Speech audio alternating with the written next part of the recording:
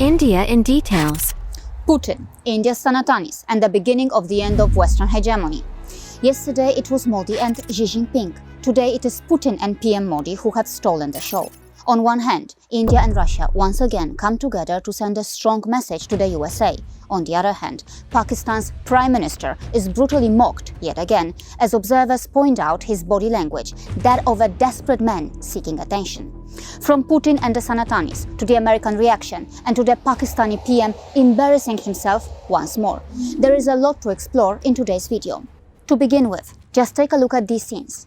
Power, resilience, multipolarity, all blending into one. And now take a look at this. The man from Pakistan seemingly standing in front of the wrong flag. Notice his expression in this picture.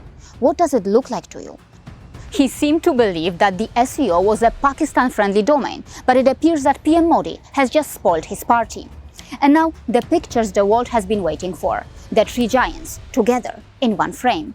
Enough power to keep their rivals awake at night, and enough muscle to steer the world toward multipolarity. Many are even thanking Trump for his role in accelerating this process. But remember, India is a responsible power. While it stands alongside these two for certain shared interests, India remains independent in both its approach and its vision. Seeing all this, as expected, Russians are flying high. Putin even referred to Modi as my dear friend. Not only that, he took his dear friend for a ride in his official car.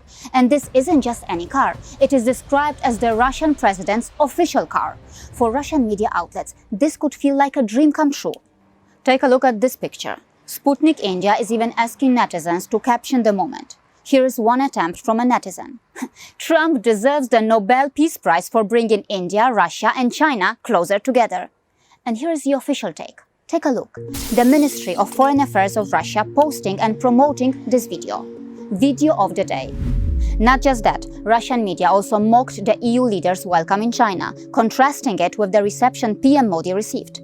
And here is another one, this time aimed at the USA. Russian humor, journalism and diplomacy all rolled into one.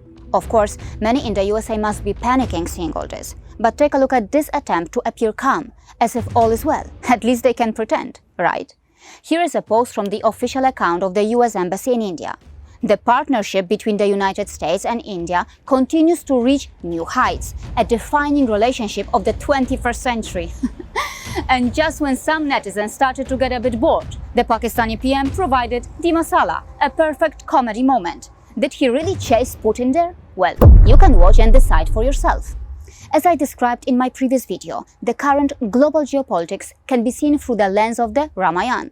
India as Ram, USA as Ravan, and the Sanatanis, well, the spiritual core of India, the Sanatanis, may be compared to Hanuman. Quiet for now, yet carrying within them immense strength and potential, ready to awaken when the time comes to uphold Dharma. And Russia, perhaps Vibhishan. Pakistan, maybe Supankha. And China, well, it still has to decide whether it wishes to play the role of Bali or Sugriv.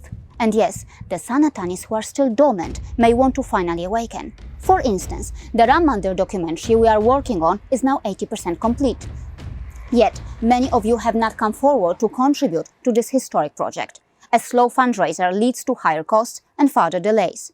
If you can, please consider contributing financially. As for the USA, its self-glorification under the fancy label of democracy seems to be a deceitful facade. The reality is its brutal imperialism. The reality is its ongoing European colonial expansionism on stolen land. It clearly seems that the idea is not to make America great again, but rather to make the American empire ruthless again. But as I mentioned yesterday, together, BRICS and the broader global south could be the Ramsena, and under India's leadership, they could work to liberate the world from Western hegemony.